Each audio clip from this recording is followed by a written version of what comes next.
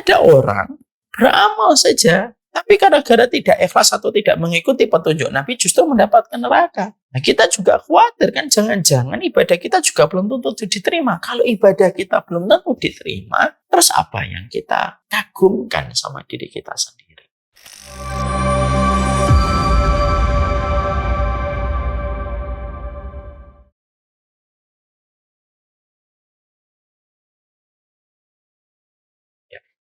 Bismillahirrahmanirrahim. Assalamualaikum warahmatullahi wabarakatuh.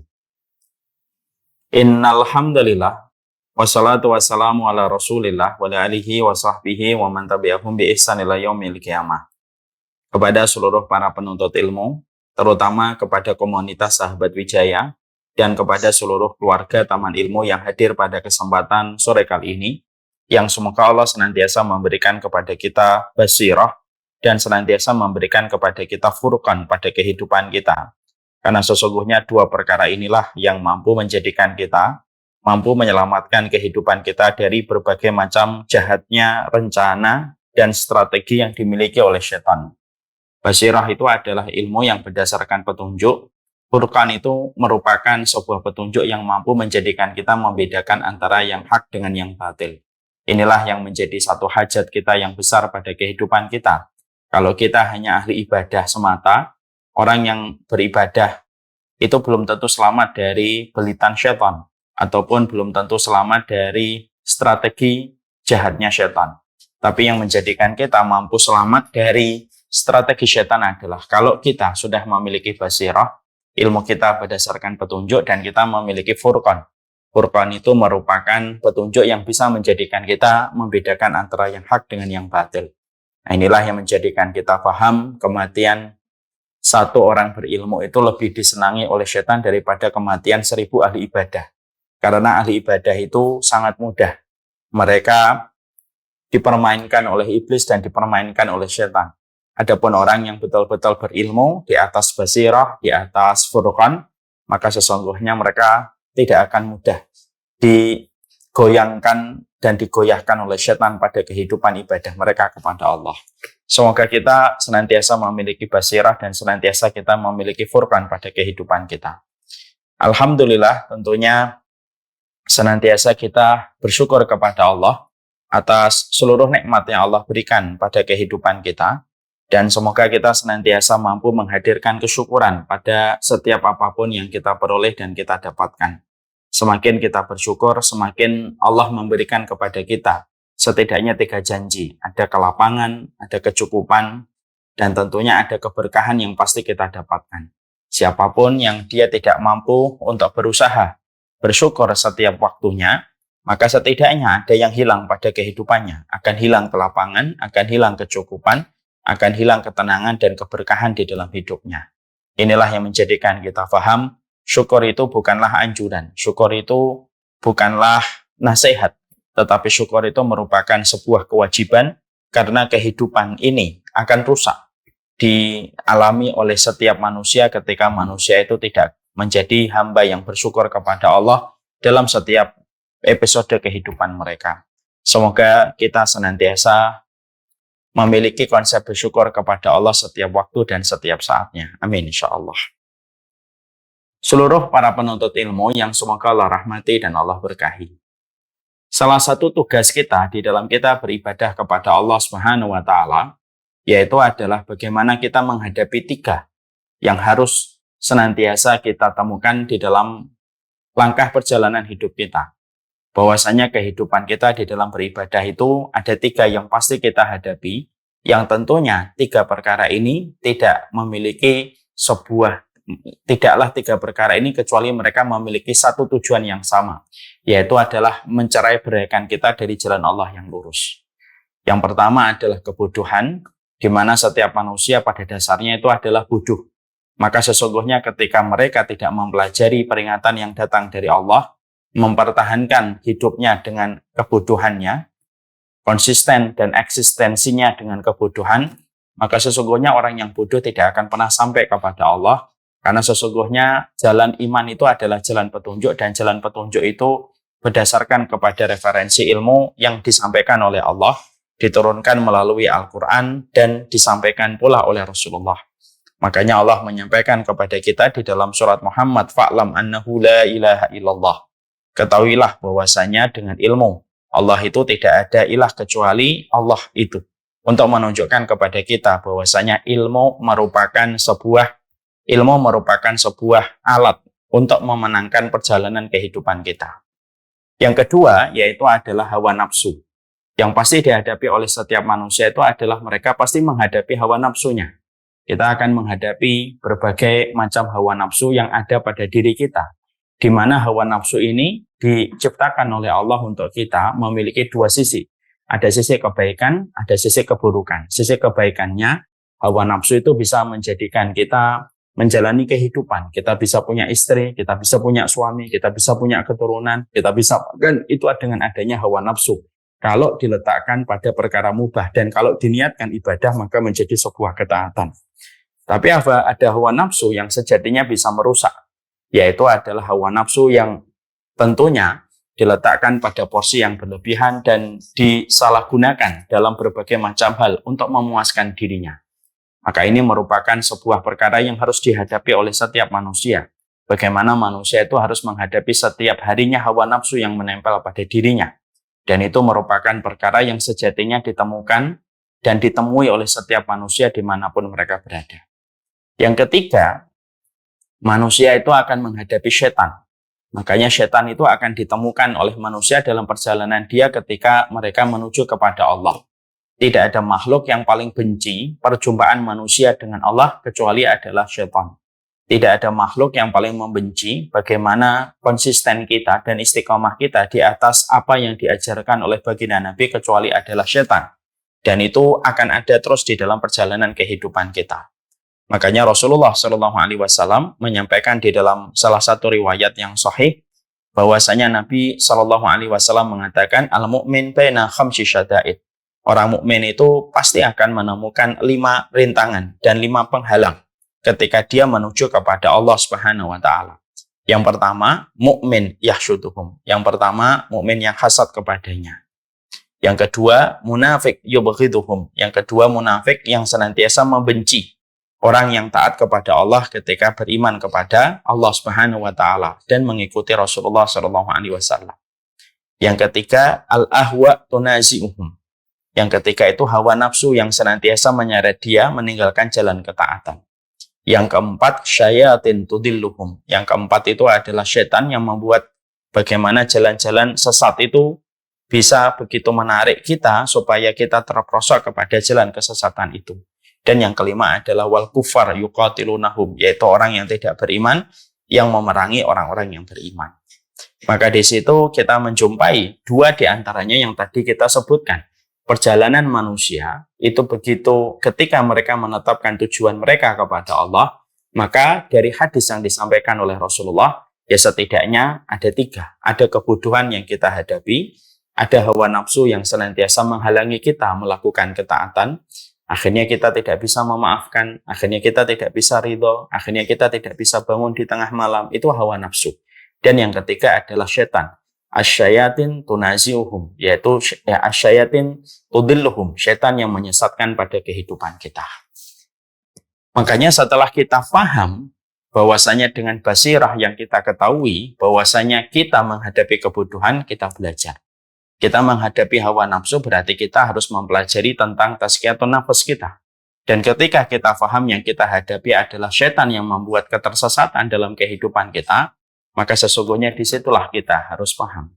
Kita harus mempelajari bagaimana strategi setan, bagaimana pola serangan yang dilakukan setan kepada manusia, supaya akhirnya kita mampu selamat. Karena mengetahui strategi musuh, maka menjadikan kita mudah untuk memenangkan pertarungan. Yang sejatinya pertarungan ini merupakan pertarungan abadi antara orang yang beriman dengan setan. Itu merupakan pertarungan abadi yang tidak akan pernah berhenti semenjak bumi ini berputar sampai nanti bumi ini berhenti dengan adanya hari kiamat yang Allah turunkan dan tetapkan pada kehidupan kita. Nah, inilah yang menjadikan kita akhirnya kenapa membahas menang melawan setan, karena misi bagi orang yang beriman itu simpel. dia bisa melawan kebutuhan, dia bisa memenangkan hawa nafsunya, dan dia bisa memenangkan pertarungannya dengan syaitan. Maka inilah yang menjadi misi kehidupan orang yang beriman ketika mereka menuju kepada Allah Subhanahu wa taala. Sekarang kita akan mempelajari di antara strategi setan yang telah begitu banyak kita bahas pada pertemuan-pertemuan yang telah kita lewati. Sebelumnya kita telah membahas bahwasanya strateginya setan itu adalah bagaimana setan itu sering menjadikan kita menggagalkan niat ibadah yang kita lakukan ketika kita dituduh oleh setan. Kalau melakukan ibadah itu nanti kamu akan menjadi riya. Dan akhirnya banyak manusia karena lemahnya ilmu yang mereka miliki, mereka mengurungkan untuk berbuat ketaatan, mereka mengurungkan ibadah, menggagalkan ibadah, karena mereka khawatir kalau melakukan ibadah itu nanti mereka terperangkap kepada sifat riya. Akhirnya dia meninggalkan ibadah karena manusia, sebagaimana itu riya, sebagaimana itu pula kalau ada manusia yang melakukan ibadah karena manusia, maka itu pun yang disebut dengan riya. Dan ini termasuk salah satu di antara strategi setan yang sudah kita pelajari. Sekarang, mari kita mempelajari strategi setan yang berikutnya, yaitu adalah strategi setan untuk masuk kepada kehidupan manusia, supaya manusia gagal untuk mendapatkan rahmatnya Allah Subhanahu wa taala, yaitu adalah ketika setan itu menggoda manusia, menyesatkan manusia dengan sebuah jalur khusus yang disebut dengan jalur ujub. Ya. Jadi ketika manusia mereka berjalan di dalam ketaatan, mereka berjalan dalam ibadah. Ketika manusia itu sudah tidak bisa lagi digoda dengan khamar, tidak bisa lagi digoda dengan zina, tidak bisa lagi digoda dengan judi, tidak bisa lagi digoda dengan riba, dosa-dosa yang mungkin jamak sering terjadi pada kebanyakan masyarakat. Kalau ada manusia sudah tidak lagi tertarik dengan dosa-dosa itu karena dia tahu bagaimana dosa-dosa itu mengundang kebencian dan murka dari Allah, lalu orang ini beribadah. Maka sesungguhnya setan ketika mendapati manusia sudah melakukan ketaatan, ketika tidak bisa lagi digoda dengan syahwat, maka setan itu tidak berputus asa. Maka setan akan datang kepada mereka yang melakukan ketaatan dan melakukan ibadah. Lalu dijadikan apa yang dilakukan di dalam ketaatan dan apa yang dikerjakan di dalam ibadah itu bagaimana tercemari dan ternodai dengan sebuah penyakit hati yang disebut dengan ujub. Yang disebut dengan ujub. Maka inilah yang menjadikan akhirnya kita memahami. Jadi berarti ujub itu merupakan salah satu senjata beracunnya setan dan iblis. Iya. Sekarang mari kita bedah. Ujub itu apa? Sebelum kita membahas panjang lebar tentang bagaimana yang kita harus pahami tentang masalah ujub ini. Maka sesungguhnya ujub ini secara bahasa diambil dari kata ajaba. Ajaba itu artinya adalah kagum. Ya, artinya adalah kagum terheran-heran.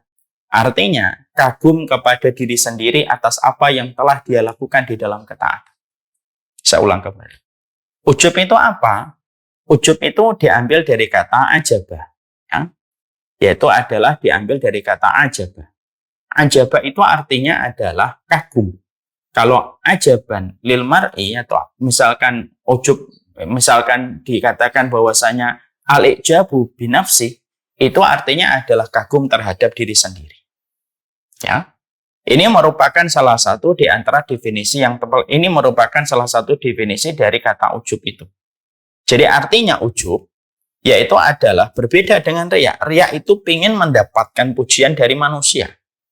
Sehingga sholatnya, puasanya, sedekahnya yang dia lakukan supaya mendapatkan kedudukan manis di mata manusia. Dan mendapatkan pujian-pujian manis selayak madu dari mulut manusia. Itu riya. Kalau ujub, maka bisa jadi ada orang yang ujub, dia tidak riya, tapi dia ujub. Ada orang yang riya sekaligus pula ujub. Tapi tidak setiap orang yang ujub itu riya. Jadi ujub itu adalah ketika seseorang itu, ujub itu adalah dia membanggakan dirinya dan dia kagum dengan dirinya dengan apa yang Allah berikan. Lalu kekaguman dia kepada dirinya sendiri menjadikan dia memandang rendah kepada orang lain ketika tidak mendapatkan apa yang dia dapatkan. Ini termasuk di antara bagian dari kata ujub. Ya. Maka ini yang menjadikan kita akhirnya memahami. Ya. Jadi ujub itu merupakan sebuah penyakit hati. Dan ujub itu dikatakan oleh para ulama, ujub itu merupakan penyakit hati yang sifatnya begitu lembut.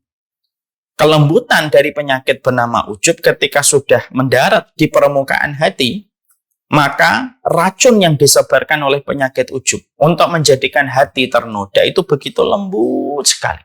Saking tidak begitu terasa, banyak orang yang mereka itu, karena banyak orang itu, sampai ketika mereka ujub, mereka pun tidak menyadari kalau diri mereka itu ujub. Karena apa? Saking begitu lembutnya penyakit ini masuk dan mendaratkan seluruh racun-racun buruknya pada kehidupan hati manusia.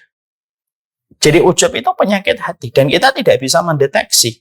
Makanya orang tidak bisa dikatakan kamu ujub dengan apa yang kamu lakukan. Kita tidak bisa karena ini merupakan penyakit hati. Kalau sudah dikatakan ujub itu adalah kagum kepada diri sendiri atas kelebihan yang dia dapatkan, atas apapun yang dia peroleh, dan itu adalah ranahnya pada hati, konsekuensinya, kita tidak bisa mengatakan orang itu ujub.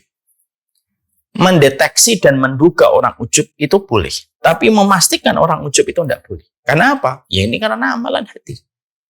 Ini merupakan amalan hati. Yang tentunya, ini merupakan penyakit hati. Di mana penyakit ini begitu lembut. Sehingga akhirnya saking lembutnya penyakit ini, maka banyak orang yang mereka itu ujub pada dirinya, tidak pernah merasa dirinya itu ujub. Saking begitu lembutnya penyakit ujub ini, maka dikatakan bahwasanya penyakit ujub salah satu penyakit berbahaya. Kenapa penyakit ujub itu dikatakan salah satu penyakit berbahaya? Karena dia kagum terhadap dirinya sendiri, terkategori sebagai penyakit hati yang berat, tetapi pelakunya tidak menyadarinya, dan dia tidak pernah merasa butuh dengan istighfar karena merasa dia tidak melakukan sebuah perbuatan kemaksiatan. Ini berbahayanya ujub. Dan ujub itu tidak terkena. Ujub itu tidak biasanya ujub itu tidak terkena kepada orang yang mungkin biasa, tapi ujub itu memang terkadang terkena kepada orang-orang yang memang secara penampakan dia memiliki keistimewaan. Mungkin keistimewaan fisiknya, mungkin keistimewaan ilmunya, mungkin keistimewaan dakwahnya, mungkin keistimewaan ibadahnya, mungkin keistimewaan taatnya. Maka sesungguhnya berpotensi besar untuk menjadikan seseorang itu ujub. Pelaku khamr, peminum khamr, mungkin dia tidak akan ujub karena tidak ada yang dibanggakan pada dirinya ketika dia menyadari dirinya peminum khamr. Pezina, maka sesungguhnya pezina itu dia tidak akan ujub. Karena apa? Dia merasa dirinya itu kotor ketika dia melakukan perzinahan. Kalau memang fitrahnya masih baik. Dia merasa dirinya kotor dan dia tidak akan pernah ujub dengan dirinya. Kecuali yang hatinya sudah rusak. Lalu dia merasa ujub terhadap dosa. Ini paling parah. Ya. Maka akhirnya ujub itu dikatakan bahwasanya ujub itu adalah sebuah penyakit hati yang biasanya yang sangat dikhawatirkan untuk terkena penyakit ujub itu siapa? Yang sangat dikhawatirkan untuk terkena penyakit ujub itu orang yang mereka memang mendapatkan kelebihan dan keistimewaan yang hakikatnya kelebihan dan keistimewaan itu justru menjadi ujian baginya. Sehingga tanpa sadar, dia rusak dengan penyakit ujub yang dia tidak sadari. Sampai akhirnya, semua ibadah yang telah dia lakukan, semua ketaatan yang dia kerjakan, menjadi musnah, sia-sia berantakan. Hanya disebabkan karena dia tidak menyadari apabila dirinya terdapat sebuah penyakit yang bernama ujub. Ini berbahayanya ujub. Ya. Sebelum kita membahas tentang ujub itu, maka saya akan menyampaikan pula. Tapi di antara pembahasan ujub ini, para ulama sekarang mengkategorikan ada satu tambahan. Para ulama hari ini mengatakan ada yang lebih parah lagi. Orang dulu biasanya kalau mereka melakukan dosa besar, mereka biasanya tidak pernah bangga. Mereka zina, mereka minum khamr, mereka tahu kalau mereka itu orang kotor. Pada zaman dulu. Ketika zaman ini sudah berubah, maka hari ini ketika kita berada pada zaman yang begitu berat yang disebut dengan zaman fitnah, salah satu konsekuensi dari zaman fitnah itu apa? Yaitu munculnya orang ujub, ketika ujubnya itu dengan dosa. Yang dulunya orang dulu, separah-parahnya orang dulu kalau mereka melakukan dosa, mereka tidak pernah bangga dengan dosa mereka. Orang dulu, ya, orang dulu. Pada zaman-zaman dulu, nggak ada orang yang bangga dengan maksiatnya. Tetapi hari ini, karena begitu jauhnya manusia dari hidayah dan petunjuk, hari ini para ulama menyoroti ada satu fenomena ilmu, ada salah satu fenomena tentang ujub yang tentunya tidak didapatkan pada zaman dahulu. Pada zaman dahulu tidak ada ujub dengan dosa. Tapi pada hari ini ada yang parah. Ada orang yang ujub dengan dosa dan kemaksiatan. Ya. Dan ini merupakan juga salah satu di antara hal yang paling parah. Ya. Ada orang yang melakukan dosa, ada orang yang melakukan kemaksiatan, lalu dia ujub dengan kemaksiatannya. Dia ujub berapa kali dia berzina, dia ujub berapa mampunya dia mabuk ketika minum berapa botol ketika malamnya. Dia ujub pencapaian-pencapaian dari hasil-hasil muamalah haramnya, lalu dia bangga bisa menyebutkan 1-2 miliar. Dia bangga bisa menyogok 100 juta tapi mendapatkan untung feedbacknya 2 miliar. Maka ini namanya ujub dengan dosa dan kemaksiatan. Dan ini termasuk salah satu di antara penyakit yang dulunya tidak ada. Dulunya nggak ada. Dulu itu nggak ada orang ujub dengan dosa. Sekarang itu orang ujub dengan dosa. Sehingga akhirnya kita akan temukan pada pembahasan suplemen ini tentang masalah ujub ini, kita akan temukan orang-orang yang hari ini begitu bangga dengan dosanya. Sehingga akhirnya kita sering temukan di media sosial berbagai macam tulisan. Hanya untuk mempertegas bahwasanya ujub dengan dosa itu sudah sedemikian banyak dan sudah dimaklumi hari ini. Makanya kan sering kita jumpai ada tulisan yang mengatakan semacam ini. Kalaupun kami pendosa, kami jujur dan bangga dengan dosa kami. Daripada kalian itu munafik dan pura-pura untuk menutupi. Ini namanya ujub dengan dosa. Bahkan banyak orang yang terkadang ketika dia pamer dengan dosanya, banyak komentar-komentar yang hari ini berdasarkan orang yang tidak paham ilmu, komentarnya apa? Lebih baik orang kayak gini. Ngomong apa adanya tentang dosa, ngomong apa adanya tentang maksiat daripada orang sono.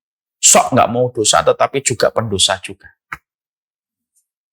Ini termasuk salah satu di antara kaum yang besar, nih kaum yang betul-betul dilaknat oleh Allah apabila sudah membanggakan dosanya.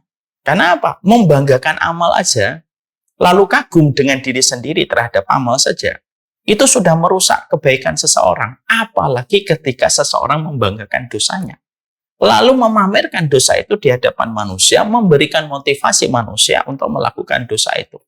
Tentunya pikiran kita tidak bisa membayangkan betapa murkanya Allah kepada orang yang semacam ini.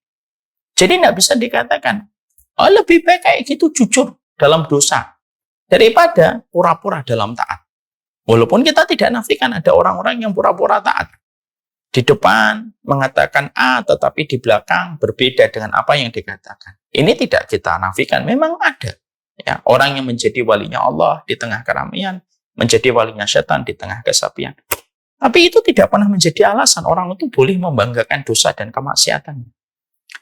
Makanya Rasulullah SAW itu sampai mengatakan di dalam salah satu hadis yang terkenal, dan hadisnya adalah hadis yang sahih. Kullu ummati mu'afan illal mujahirin. Sesungguhnya umatku mu'afan. Sesungguhnya umatku itu termaafkan. Illal mujahirin, kecuali adalah mujahirin. Siapa mujahirin itu? Mujahirin itu adalah orang yang mereka melakukan dosa, yang dosa itu ditutupi oleh Allah dengan satarnya, lalu justru dia membuka dosa itu, membuka kemaksiatan yang dia lakukan, lalu memperlihatkan dosa dan kemaksiatan itu kepada banyak orang. Lalu akhirnya orang yang asalnya tidak tahu, akhirnya tahu dosa-dosa yang dia lakukan. Padahal sudah ditutupin sama Allah. Ini termasuk mujahirin. Makanya dalam konteks ini, maaf. Kalau ada orang yang sudah bertobat, tidak usah cerita bagaimana dosanya dulu. Ada wanita, laki-laki, pernah melakukan sesuatu sebelum menikah. Kalau sudah menikah, tidak usah cerita apa yang dilakukan di masa lalu. Dan kita sebagai istri dan sebagai suami tidak usah penasaran apa yang kamu lakukan di masa lalu. Kenapa? Kalau memang kamu tidak tahu, itu berarti dia sedang ditutupi oleh Allah dosanya. Dan kamu jangan berani-berani untuk menyobek tirai yang Allah tutupkan kepada seorang hamba. Ya. Maka ini yang namanya ditutupin. Maka orang kalau sudah melakukan dosa, lalu dia bertobat, sudah tidak perlu menceritakan apa yang pernah terjadi pada kehidupan di masa lalu. Maka di sini kita mengambil sebuah faedah ilmu. Kalaulah kita melakukan dosa, ditutup sama Allah, lalu membuka kembali dosa itu, lalu kita membuka kembali dosa itu, lalu kita bisa berpotensi disebut mujahirin yang sulit akan dimaafkan oleh Allah kalau kita sudah membuka dosa kita. Apalagi orang yang bangga dengan dosa. Lalu ujub kepada dirinya terhadap dosa dan kemaksiatan yang telah dilakukan. Itu betul-betul mengerikan bagaimana dia dipandang. Ya, saya dulu berzina itu 3.000 orang saya. Perempuan saya zina 3.000 orang. Ya udah saya berzina sama 30 orang. Bisa. Oh, saya minum khamar itu semalam itu 10 botol. 10 botol itu seakan-akan tidak cukup. Ya. Maka hal semacam itu termasuk salah satu ujub terhadap dosa. Dan itu besar sekali.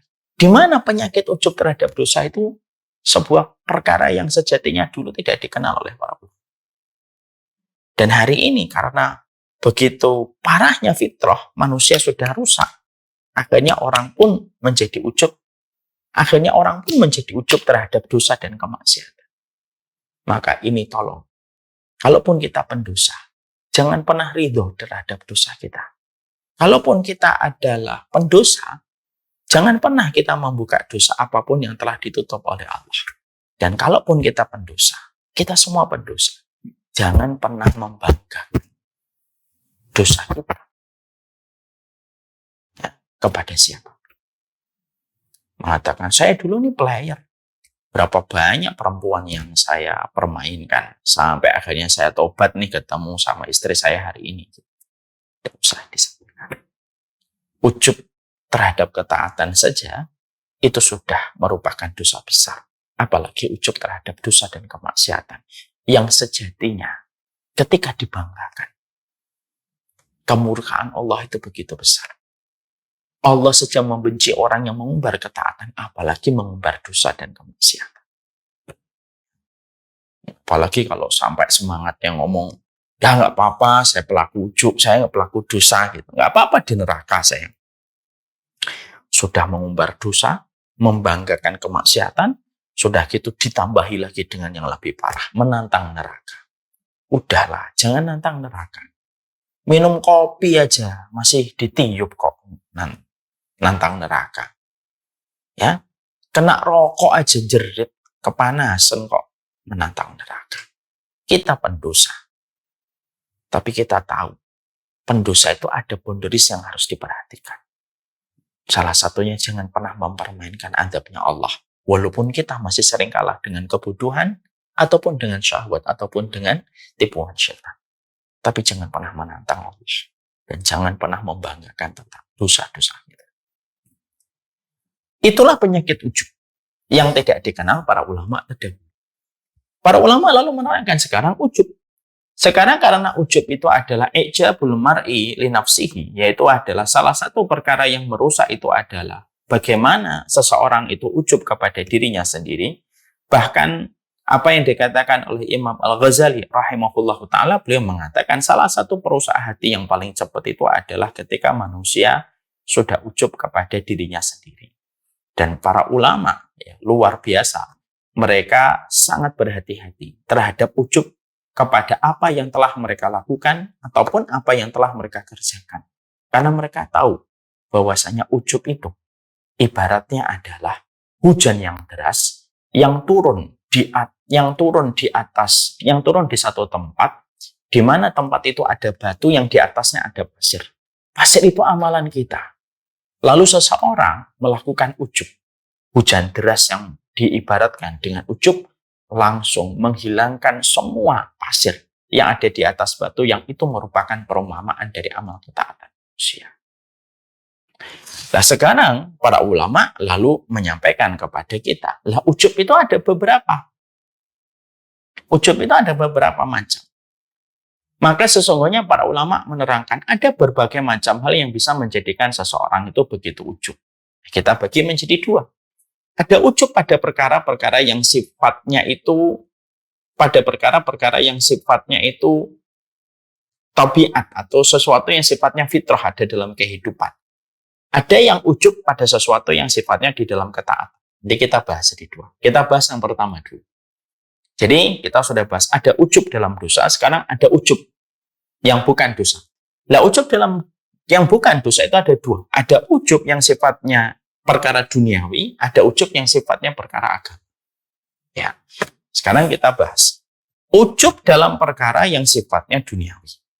Ujub dalam perkara yang sifatnya duniawi itu, ya, maka sesungguhnya ujub yang dalam perkara duniawi itu bermacam-macam yang kita temukan, dan bisa jadi kita bisa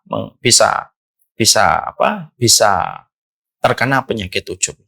Ujub dalam perkara duniawi itu apa? Ujub ketika kita merasa memiliki kulit yang putih, fisik yang menawan, maka sesungguhnya itu termasuk salah satu celah masuknya ujub. Ketika seseorang itu diberikan oleh Allah fisik di atas rata-rata manusia, kalau yang memiliki fisik di atas rata-rata tidak memiliki iman, maka sungguh dia adalah orang yang berpotensi rusak hidupnya dan berpotensi rusak pada kehidupan di akhiratnya. Ya. Karena fisik. Ya. Makanya akhirnya Masya Allah ya, yang kita khawatirkan adalah kalau ada seseorang diberikan oleh Allah fisik yang menawan, tapi fisik itu tidak diiringi dengan komitmen iman yang kuat seiring dia memiliki fisik yang menawan. Kenapa? Fisik yang menawan itu bisa menjadi sumber kerusakan dari berbagai macam sisi. Dari berbagai macam sisi. Kita tentunya mendapati Nabi Yusuf mendapatkan cobaan dalam hidupnya bukan karena fisiknya yang biasa, tapi karena fisiknya di atas rata-rata. Dan akhirnya beliau mendapatkan cobaan. Sama pula, bahwasanya ketika kita mendapati bahwasanya fisik itu merupakan perkara duniawi, tapi bisa menjadikan seseorang itu memiliki ujub dengan penyakit fisik yang dia miliki. Sehingga akhirnya dia itu ujub dengan dirinya. Bedanya dengan takabur apa Ustaz? Kalau al-kibr, dia itu bedanya antara ujub dengan kibr. Kalau kibr itu sembari merendahkan orang. Kadang-kadang orang yang ujub, dia tidak merendahkan orang, tapi begitu bangga dia kepada dirinya sendiri. Bangga dia melihat kepada dirinya sendiri dan memandang rendah. Tetapi dia tidak menghinakan. Dan memandang bahwasanya orang lain itu di bawah dia. Kalau dia tidak merendahkan, itu ujub. Kalau merendahkan, itu namanya kibr. Maka sesungguhnya, ujub dalam perkara dunia itu datang dari fisik kita. Dan hati-hati kalau ada anak-anak kita diberikan fisik itu. Kalau kita melihat ada anak kita diberikan fisik di atas rata-rata, yang harus dilakukan setiap orang tuanya itu apa? Memastikan anak kita memiliki iman yang lebih kuat daripada fisiknya. Supaya fisiknya itu tidak menjadi sumber fitnah bagi untuknya. Berapa banyak perempuan cantik diberikan oleh Allah dalam kondisi yang mempesona, diberikan kondisi yang mempesona di dalam hidupnya, tapi Masya Allah justru kecantikan itu menjadi sumber fitnah baginya. Akhirnya apa? Dia berzina, dia dizinai, dikejar-kejar banyak orang, dan ujungnya akhirnya menjadi korban dari syahwat banyak laki-laki yang ingin menerkamnya. Ya? Makanya akhirnya, betul kalau para ulama salah mengatakan ketampananmu dan kecantikanmu adalah fitnah besar.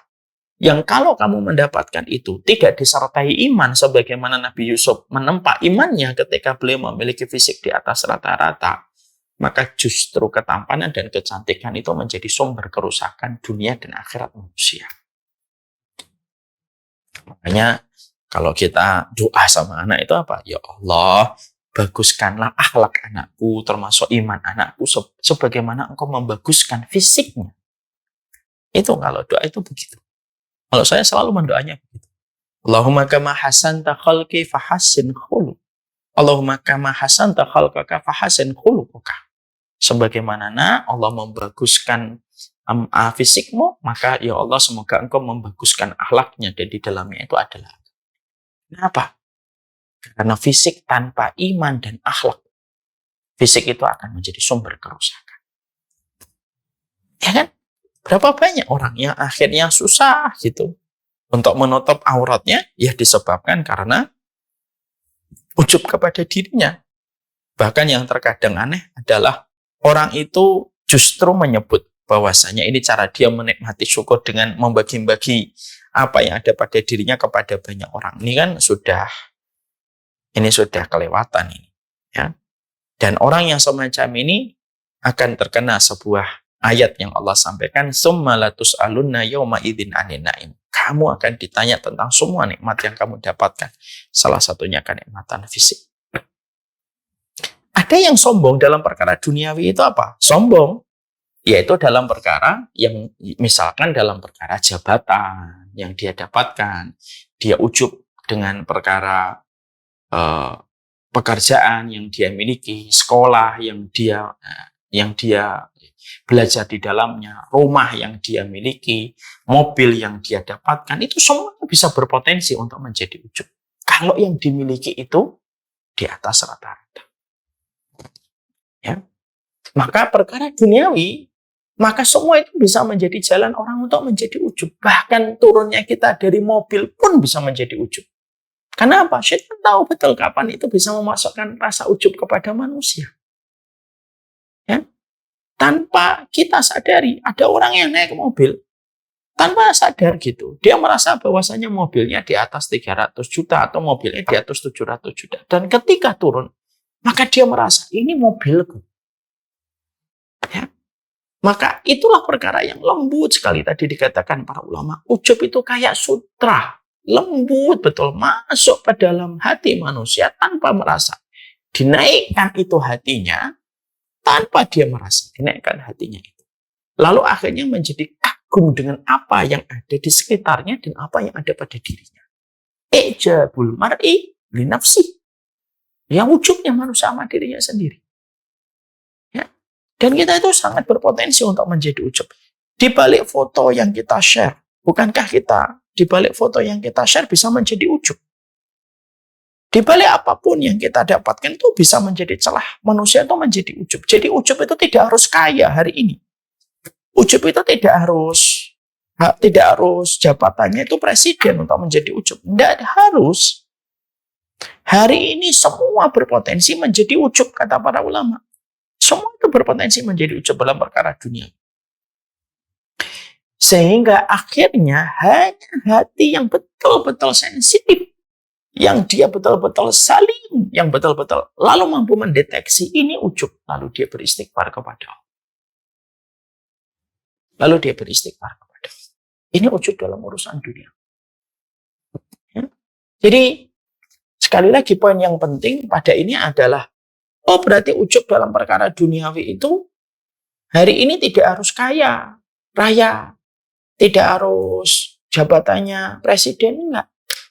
Bahkan orang yang tidak mendapatkan keistimewaan itu sekalipun bisa menjadi ujub. Terutama ketika hatinya tidak pernah dikondisikan untuk sehat. Orang kalau hatinya sudah tidak sehat, apapun bisa menjadi penyakit hati. Ya. Karena apa? Dia tidak akan bisa menerima sebuah nasihat. Imam Mujahid itu berkata gini, orang itu kalau sudah melakukan maksiat sering, itu sebagaimana telapak tangan kita, kalau ini diibaratkan adalah hati, kalau ada dosa, maka satu jari kita menutup. Dosa lagi, menutup satu. Dosa lagi, menutup lagi. Dosa lagi, menutup lagi. Dosa lagi, menutup lagi. Kata Imam Mujahid, kalau sudah tertutup, dia nggak bisa apa-apa. Mau dikasih apapun nggak bisa mau menutup. Syarat menerima itu terbuka. Saya dikasih handphone. Tangan saya kalau nutup nggak bisa. Kalau buka bisa. Dikasih minuman. Kalau tangan saya tertutup, tidak bisa.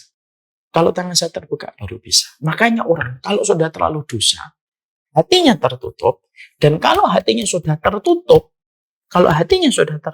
Masya Allah.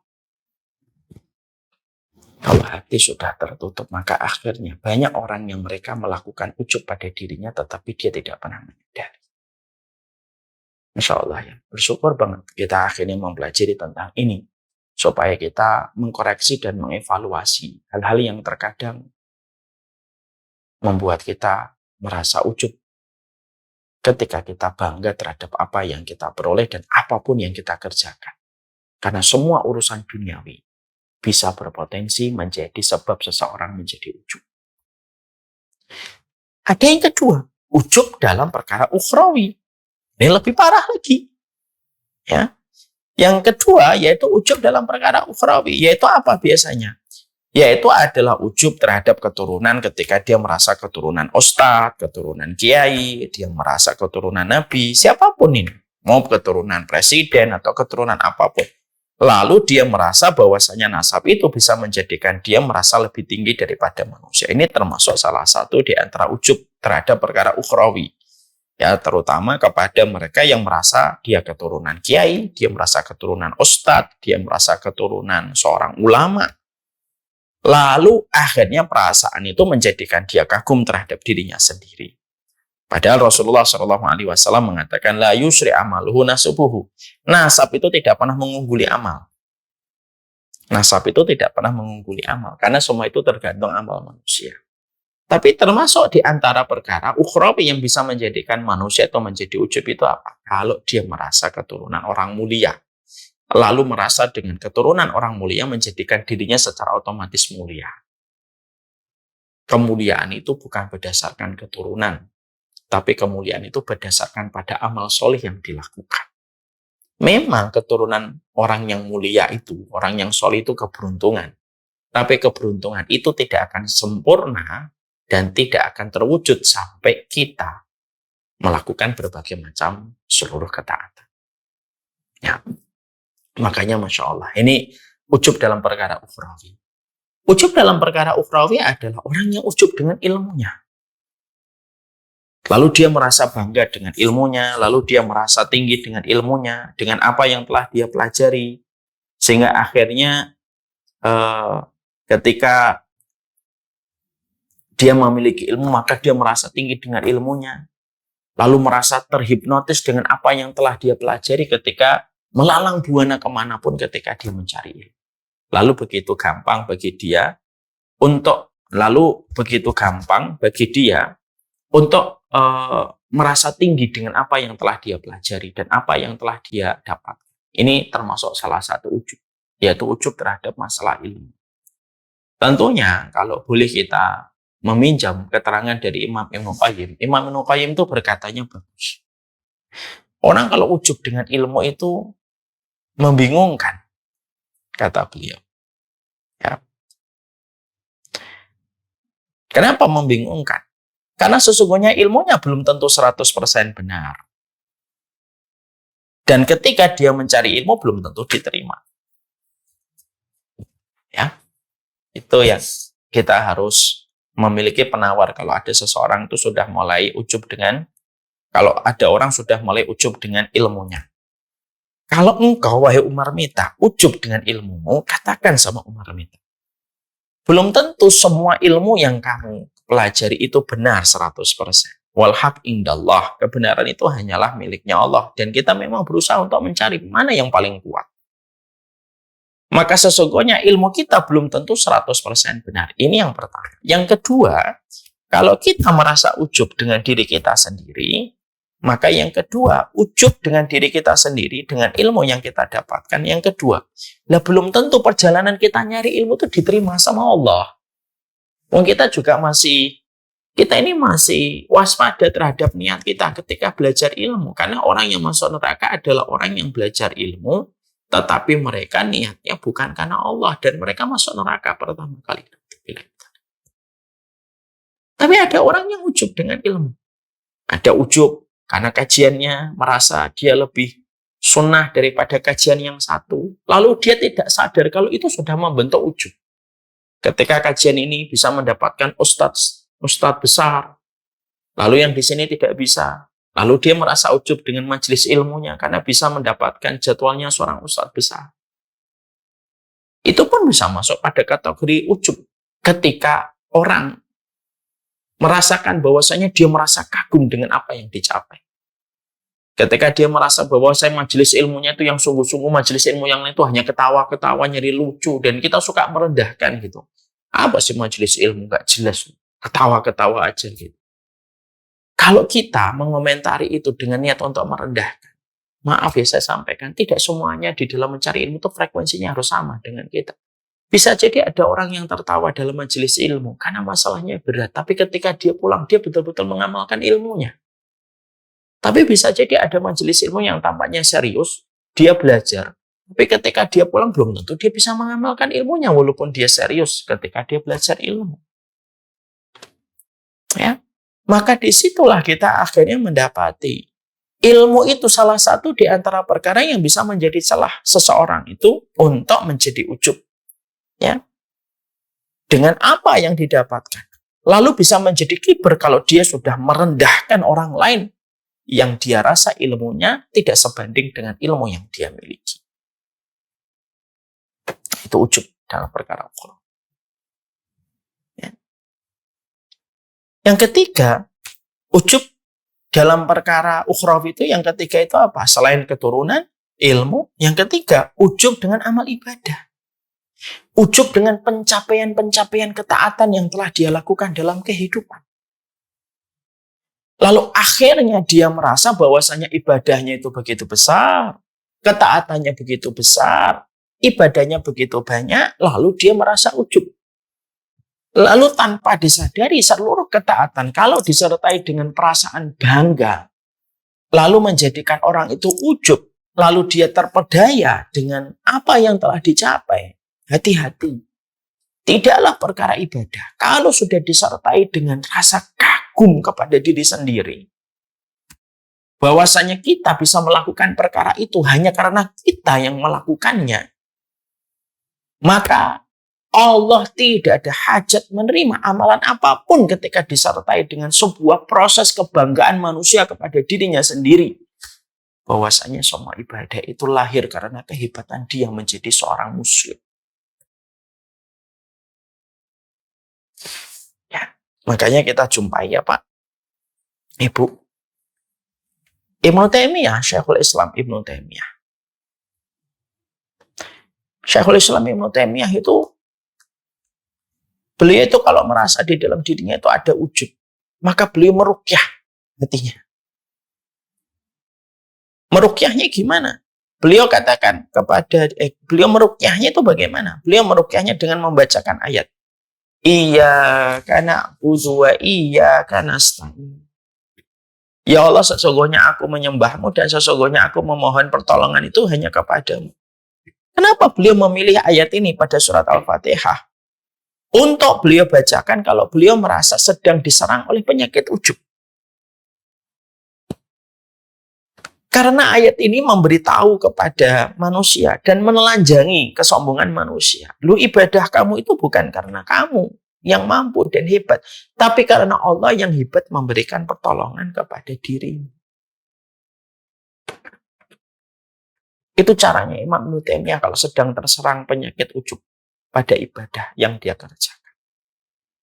Ya, makanya Masya Allah, hati-hati terhadap perkara ujub ini. Lah perkara ujub dalam ibadah itu apa? Perkara ujub ibadah itu setidaknya kalau diiris lagi secara sederhana, ujub terhadap ketaatan yang kamu lakukan, ujub terhadap dosa yang telah kamu tinggalkan, itu juga sama. Ini juga dua-duanya berpotensi besar menjadi ujub. Contoh, ujub kepada dosa yang telah dia tinggalkan. Ini termasuk ujub ala amal nih. Ya kalau saya sih sudah menceraikan riba, sudah nggak mau ngutak-ngatik lagi. Nggak tahu teman-teman saya. Dan tidak ada maksud dia ngomong gitu kecuali dia sedang mengkagumi dirinya sendiri. Saya harus sampaikan, ikhwan, siapapun hari ini yang sudah meninggalkan riba, ya, entah membentuk komunitas apapun kalian, saya harus sampaikan, ketika kalian itu telah mampu meninggalkan riba, Janganlah sikap kalian ketika telah meninggalkan riba itu disertai dengan sikap ujub kalian, lalu menjadi takabur ketika merendahkan saudara kalian yang mungkin sampai hari ini belum bisa meninggalkan riba. Kalau itu yang terjadi, kita hanya pindah dari satu lubang kepada lubang berikutnya. Kita selamat dari mulut buaya lalu pindah kepada mulut harimau. Ya, saya menyampaikan. Kenapa? Meninggalkan dosa dan meninggalkan maksiat itu bukan antum yang hebat. Allah yang memilih antum. Allah yang membantu antum. Dan kalau kita mendapati ada saudara kita, kok sampai hari ini belum meninggalkan riba, salah satu contohnya, mungkin karena mereka menghadapi masalah yang mungkin lebih rumit daripada masalah antum, dan antum tidak bisa mengatakan, wah itu mah tergantung kitanya, kalau kita mau bisa meninggalkan riba. Tidak semuanya bisa, sebagaimana ukuran kaki sepatu kita ketika mengukur orang. Kalau kita meninggalkan sesuatu, dosa karena satu maksiat, pastikan bahwasanya kita meninggalkan itu karena Allah. Lalu kita tidak usah merendahkan, lalu kita merasa ujub dengan apa yang telah kita lakukan. Komunitas ini silahkan. Ada banyak sekali komunitas yang meninggalkan dosa itu membentuk komunitas ini. Tidak apa-apa, itu langkah baik supaya saling menguatkan. Tapi dengan bertemunya kalian, lalu konten pembicaraan kalian hanya membicarakan teman-teman kalian yang mungkin belum bisa sebagaimana kalian nyampe pada posisi itu, mereka masih berjibaku dengan perkara itu. Lalu kalian membicarakan dengan sebuah volume, dengan sebuah intonasi bahwasanya antum seakan-akan lebih baik daripada mereka. Intonasi saja sudah hati-hati, itu sudah bisa menggelincirkan seseorang kepada perkara ujub.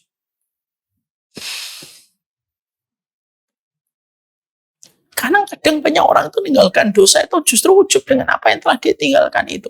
Saya tinggalkan semua. Orang-orang mereka nggak bisa meninggalkan tuh. Mereka nggak yakin sama Allah, langsung menghakimi semacamnya. Nggak bisa kayak gitu ya. Nggak bisa kayak gitu. Ya. Jadi akhirnya yang kita harus mengerti dan harus kita pahami, ada ujub dengan meninggalkan dosa. Ada ujub karena ibadah. Dan ujub karena ibadah itu juga begitu banyak menjamur pada kehidupan. Atas ketaatan, atas ibadah yang telah kita kerjakan. Makanya Imam Syaibani ketika beliau pernah sholat malam sama anaknya, lalu mereka sholat malam, begitu panjang sholat tahajud mereka, paginya menjelang subuh itu ada beberapa orang yang masih tidur. Anaknya berkata, andaikan orang-orang yang tidur ini bangun untuk sholat, maka bapaknya Imam Syaibani itu mengatakan, maka lebih baik kamu tidur dari habis isya, bangun dalam kondisi kamu melihat orang mukmin itu dengan pandangan yang baik. Itu jauh lebih mulia daripada kamu sholat tahajud malamnya panjang, tapi kamu merendahkan orang. Jadi ketaatan itu bisa membuat seseorang itu ujub. Itulah betapa luar biasanya musuh kita bersama yang bernama setan. Bahwasanya musuh kita itu mengepung kita setiap waktunya, dan tidaklah kita berpindah dari satu tingkatan kepada tingkatan berikutnya kecuali dia sudah memiliki pola serangan yang berbeda. Dia sudah memiliki serangan yang berbeda ketika kita pindah posisi. Di mana pola penyerangannya tidak sama ketika kita berada pada posisi sebelumnya. Kalau dulu sebelum kita mungkin belajar gitu, mungkin kita terus digoda dengan maksiat terus. Tapi setelah kita meninggalkan dosa, maka setan itu langsung merubah polanya. Dan polanya itu apa? Bagaimana orang itu betul-betul mereka ketika dibiarkan setan untuk beribadah, dibiarkan setan untuk taat, maka setan itu menabur rempah-rempah yang tidak disadari. Di balik rempah-rempah itu ada racun yang menjadikan orang merasa bangga terhadap dirinya ketika ibadah itu. Bangga terhadap pencapaian dakwah, bangga terhadap follower, bangga terhadap siapa yang mengikuti. Itu semuanya berpotensi besar untuk menjadikan seseorang itu menjadi ujub. Ini yang sering membahayakan.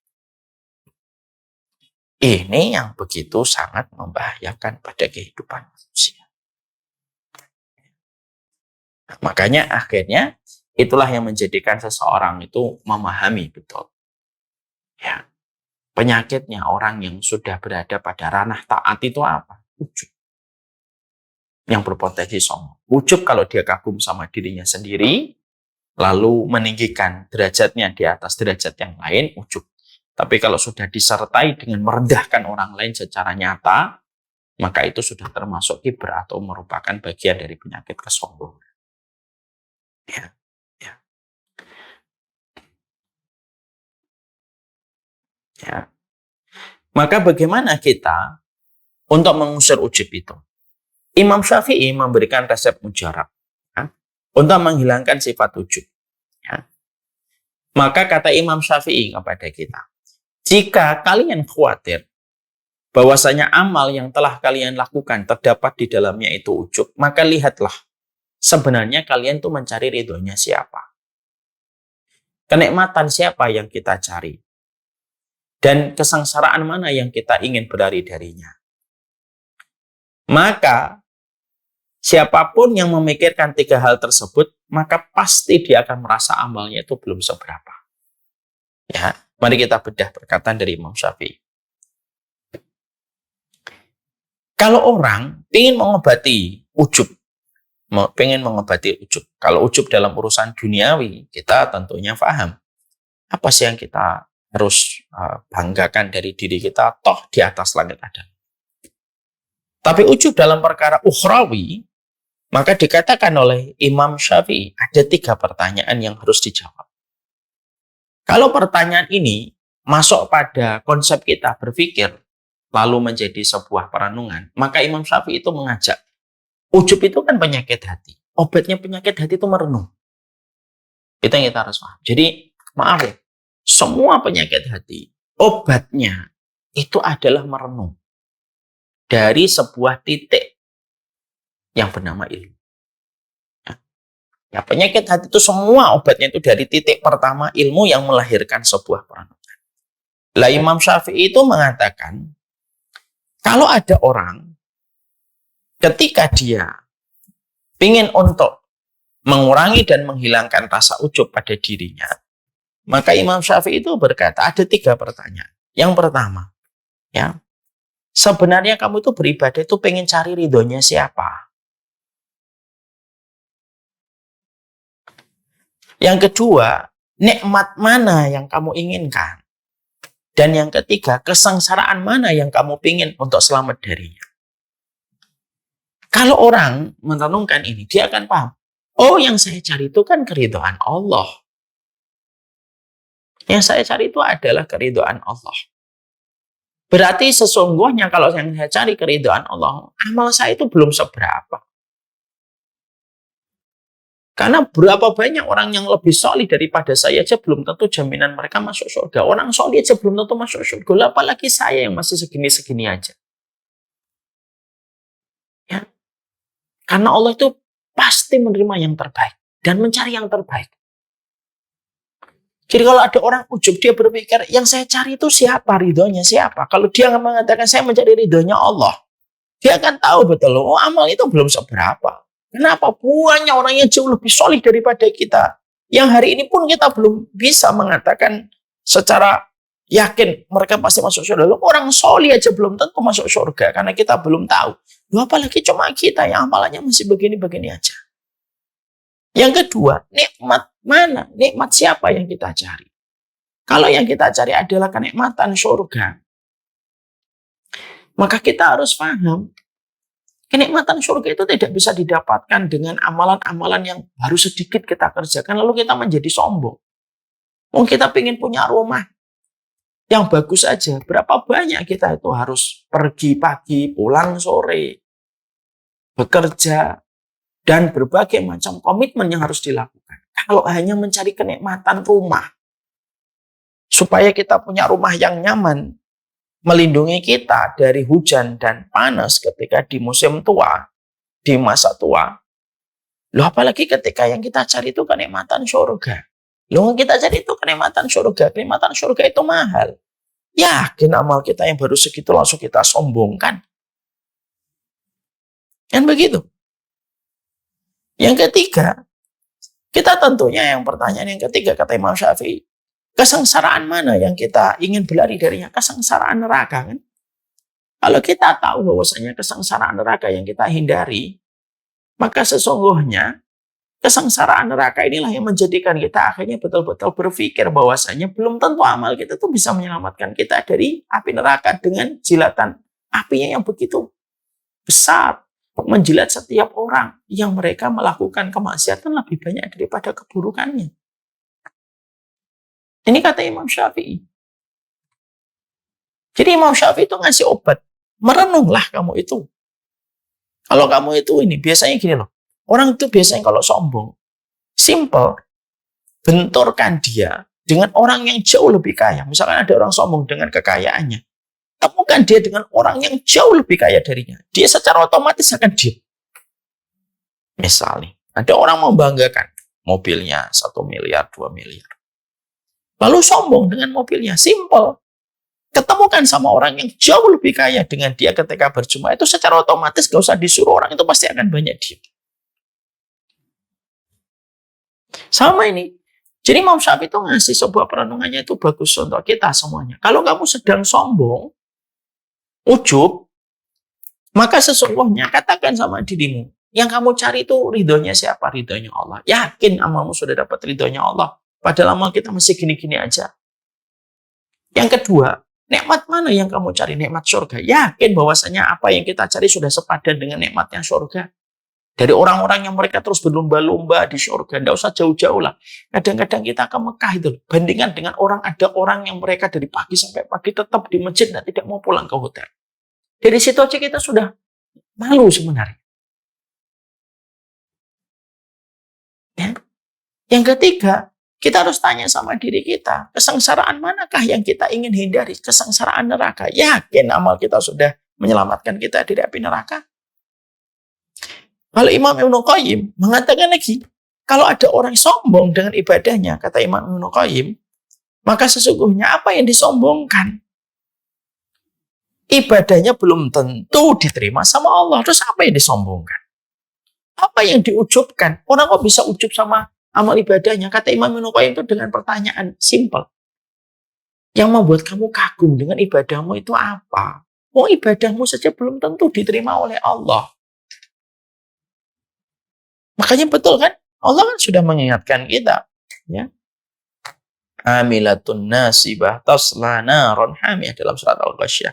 Berapa banyak orang beramal keletihan, kepayahan, tapi justru mendapatkan api neraka yang menyala-nyala. Loh, Masya Allah ya. Ada orang beramal saja, tapi gara-gara tidak ikhlas atau tidak mengikuti petunjuk Nabi, justru mendapatkan neraka. Nah, kita juga khawatir kan, jangan-jangan ibadah kita juga belum tentu diterima. Kalau ibadah kita belum tentu diterima, terus apa yang kita kagumkan sama diri kita sendiri? Dan itulah salah satu perkara yang menjadi perhatian kita. Ya. Ya. Makanya akhirnya disinilah kita memahami betul, kita membahas bahwasanya ujub itu merupakan salah satu penyakit luar biasa, penyakit hati yang lembut. Saya tutup kajian kita dengan sebuah kisah nyata, bagaimana seorang Imam Ahmad ketika akan meninggal dunia. Dalam kitab At-Tadhkirah diterangkan bahwasanya Imam Ahmad itu ketika akan meninggal dunia, pada saat beliau prosesnya menuju kepada sakaratul maut, maka beliau didatangi setan. Sebagian riwayat itu ada yang mengatakan setan itu menggoda Imam Ahmad untuk masuk kepada agama Yahudi dan Nasara. Tapi sebagian riwayat ada yang mengatakan Imam Ahmad dibujuk setan untuk supaya ujub. Ketika dua setan itu mengatakan kepada Imam Ahmad bin Hanbal rahimahullah ta'ala, kamu adalah ulama besar. Kamu adalah ulama yang hafal 1 juta hadis. Kamu adalah ulama yang dicintai orang. Diikutin banyak orang. Imam Ahmad. Dan ketika Imam Ahmad mendapati dua setan datang, menggoda hatinya untuk ujub dengan pencapaian hadis yang dia hafalkan, pencapaian makom ilmunya, pencapaian gelar keulamaan yang beliau dapatkan, setan itu datang untuk menggoda dia supaya ujub. Tidaklah Imam Ahmad mendapati dua setan yang datang kepadanya kecuali dia berkata, "Idhab, pergilah kalian, pergilah kalian." Dan segera Imam Ahmad beristiadah, meminta perlindungan kepada Allah. Masya Allah ya. Riwayat ini ada di dalam kitab At-Tadhkir. Apa pelajaran yang kita peroleh? Setan itu goda kita untuk ujub kepada orang yang hari ini sudah meninggalkan dosa. Bukan hanya ketika masih sehat. Bahkan ketika kita sudah mau mati pun setan masih menggoda kita untuk bisa menjadi ujub. Kenapa setan kok memilih temanya adalah ujub? Ya karena setan paling tahu ujub itu merusak paling cepat. Sebagaimana amal kita selayak pasir di atas batu, lalu dihujani dengan siraman hujan yang begitu deras. Tak tersisa apapun pasir di atas batu. Apapun. Itulah bahayanya ujub.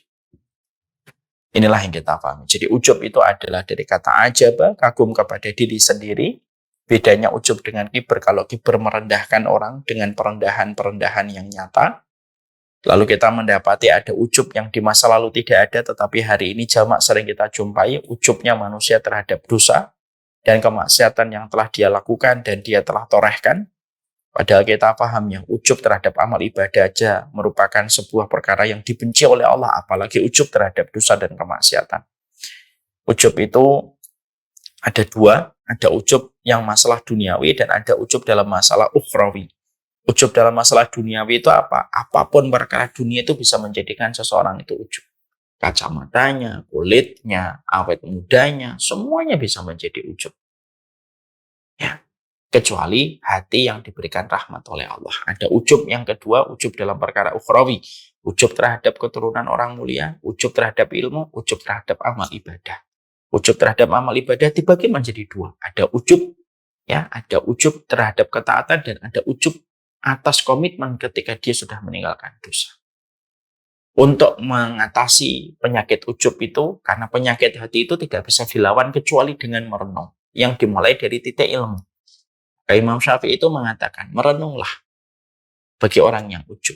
Yakin amalmu sudah bisa mendapatkan hidayahnya Allah sampai kamu merasa bangga. Yakin amalmu itu sudah sepadan dengan surga. Ya, ketika kamu menjumpai banyak orang yang amalnya itu jauh lebih banyak daripada kita saja, yang kelihatan mata kita aja belum tentu jaminan mereka masuk surga, apalagi kita. Dan yang ketiga, yakin bahwasanya amal kita sudah bisa menyelamatkan kita kalau berjalan di atas sirat dari jilatan api neraka. Kalau Imam Ibnu Qayyim lebih real, beliau mengatakan, orang kalau ujub dengan amal ibadahnya, katakan sama diri, kamu yakin amal ibadahmu itu sudah diterima sama Allah? Belum tentu. Berapa banyak orang yang beramal tetapi tidak ada satupun amalnya yang diterima oleh Allah Subhanahu wa Ta'ala. Ujub itu sebuah perkara yang jelas nyata. Ingin dicampakkan setan kepada hati manusia. Maka kita mendapati kisah nyata dari Imam Ahmad. Imam Ahmad saja ketika beliau sakit berat menuju sakaratul maut, tidaklah setan datang kecuali menggodanya supaya ujub. Kalau Imam Ahmad yang sakit aja masih digoda dengan ujub, apalagi ketika masih sehat. Manusia itu pasti digoda dengan ujub. Dan semua orang itu bisa berpotensi untuk menjadi ujub pada apapun yang dia peroleh dan apapun yang dia dapatkan. Inilah bahayanya kalau kita tidak menyadari tentang proses ujub. Semoga dakwah kita, semoga ilmu kita, ketaatan kita, komitmen kita untuk meninggalkan dosa tidak menjadi sasaran empuk setan untuk menjadikan kita kagum terhadap diri sendiri. Waliyatubillah, nasallallahu assalamu wal afiyah. Kita berlindung dari penyakit ijabul mar'i li nafsihi. Kagumnya manusia terhadap dirinya sendiri.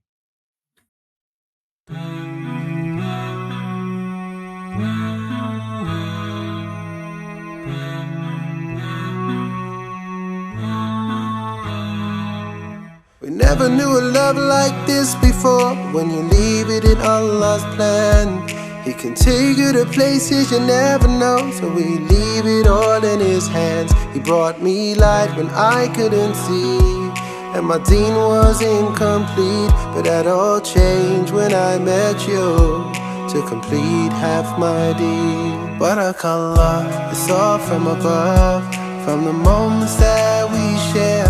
Barakallah, we've come this far, then in Jannah we will share. Barakallah, it's all from above, from the moments that we share.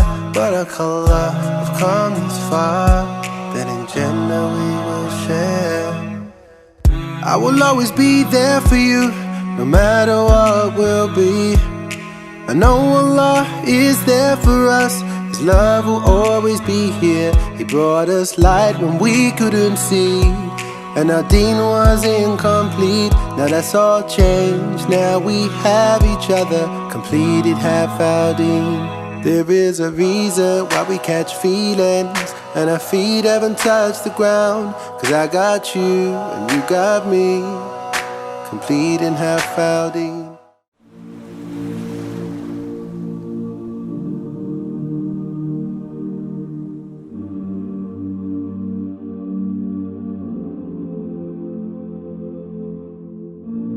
I've been holding for so long,